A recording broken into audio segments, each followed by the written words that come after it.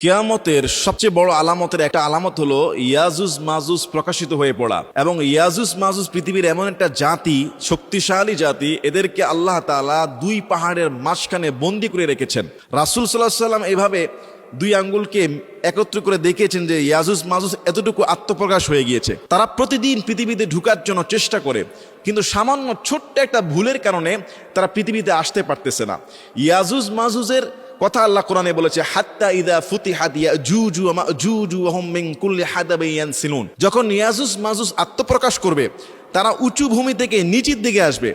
সূরা কাহফের মধ্যে এই ঘটনাটা রয়েছে যে ক্বালু ইয়া যাল করনাইন ইন্না ইয়াজুজ ওয়া মাজুজ ওয়া হুম মুফসিদুনা ফিল আরদ। যে বাদশা যুলকারনাইনকে ওই এলাকার মানুষ বলল যে, হে যুলকারনাইন, ইয়াজুজ মাজুজ অত্যাচার করে, পাপাচার করে, তাদের হাত থেকে তুমি আমাদেরকে বাঁচাও, দেওয়াল নির্মাণ করে দাও, তোমাকে অর্থ পয়সা কড়ি পারিশ্রমিক যা লাগে তাই দিব।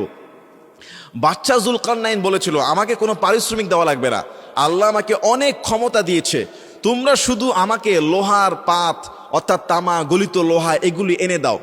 দুই পাহাড়ের মাঝখানে বাদশা যুলকারনাইন একেবারে মোটা করে একেবারে জমিন থেকে লোহার একটা দেওয়াল করে দেয়। এইটা ওই এলাকার মানুষ তাকে সহযোগিতা করেছিল। তিনি এটাকে গরম করে সে জায়গায় একবারে লোহার পাতের ইস্পাত দিয়ে একটা দেওয়াল করে দেয়। ইয়াজুজ মাজুজ সেই দুই পাহাড়ের মাঝখানের দেওয়ালের ওই পাশে আটকা পড়ে যায়। তারা প্রতিদিন এই দেওয়ালটা ভাঙার চেষ্টা করে এবং প্রতিদিন ভেঙেও ফেলে।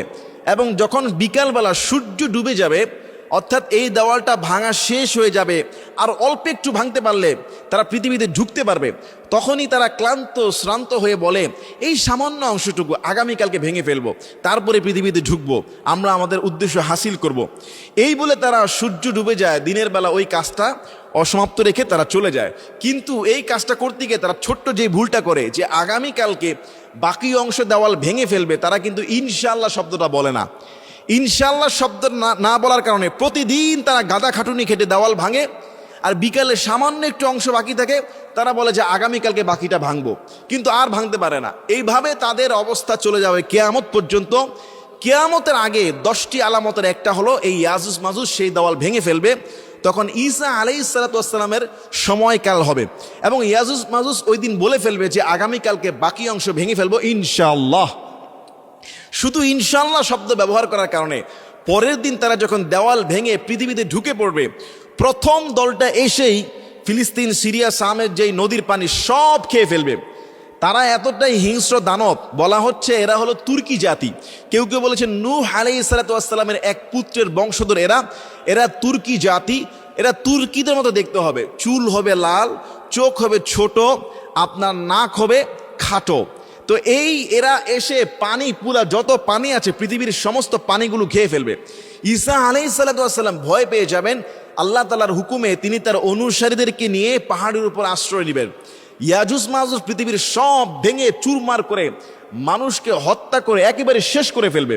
এমনকি ঈসা আলাইহিস সালাতু ওয়াস সালামের পুরো পাহাড়টা তারা ঘিরে ফেলবে। সাইয়েদনা ঈসা আলাইহিস সালাতু ওয়াস সালাম এবং তার অনুসারীরা নিরুপায় হয়ে যাবে, এতটাই সংকটে পড়ে যাবে। 100 স্বর্ণ মুদ্রার চেয়েও একটা গরুর মাথা তাদের কাছে অনেক দামি হয়ে যাবে। খাদ্যের সংকট, নিরাপত্তার সংকট যখন হয়ে যাবে, ইয়াজুজ মাজুজ পৃথিবীর সব মানুষকে হত্যা করে ফেলবে। একটা সময় তারা বলবে, এবার আকাশে যিনি আছে তাকে হত্যা করব। নাউজুবিল্লাহ। আকাশের দিকে তীর মারবে, সেই তীরটা রক্তাক্ত হয়ে জমিনে ফিরে আসবে। আল্লাহ পাক রব্বুল আলামিন ওই ইয়াজুজ মাজুজ যেই জাতি রয়েছে সেই জাতিকে ধ্বংস করার জন্য উটের নাকের মধ্যে এক ধরনের পোকা বসে, নাগাফ পোকা। ইয়াজুজ মাজুজের ঘাড়ের মধ্যে আল্লাহ সেই ছোট্ট পোকা লাগায়া দিবে। সুবহানাল্লাহ। ছোট্ট সেই নাগাফ পোকাটা ইয়াজুজ মাজুজের ঘাড়ের মধ্যে লেগে যাবে, একেবারেই পুরা ইয়াজুজ মাজুজের বংশকে খেয়ে তছনছ করে তাদের শরীরের মধ্যে রোগ ছড়িয়ে পড়বে। সেই পোকা লাগার কারণে রোগাক্রান্ত হয়ে একেবারে পচে মরে লাশ হয়ে জমিনে ভরপুর হয়ে যাবে। ঈসা আলাইহিস সালাতু ওয়াস সালাম পাহাড় থেকে নামবে, দেখবে জমিনে কোনো খালি জায়গা নেই, তাদের মোটা মোটা পচা লাশ পড়ে আছে। সাইয়েদনা ঈসা দোয়া করবেন, আল্লাহ পচা দুর্গন্ধময় লাশ জমিনে ভরপুর। রব্বুল আলামিন উটের মাথার মতো লম্বা বিশিষ্ট এক ধরনের পাখি পাঠায় দিবে।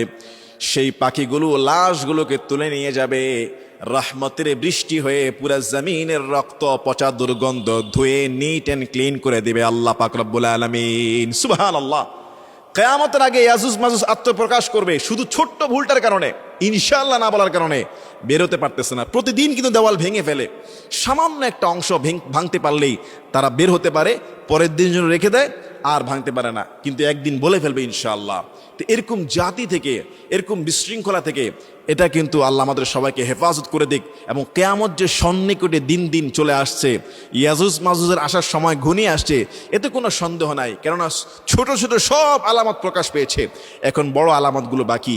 হে আল্লাহ, ভয়াবহ কিয়ামতের ফিতনা থেকে আল্লাহ আপনি আমাদের সবাইকে হেফাজত করে দিয়েন। আল্লাহুম্মা আমিন।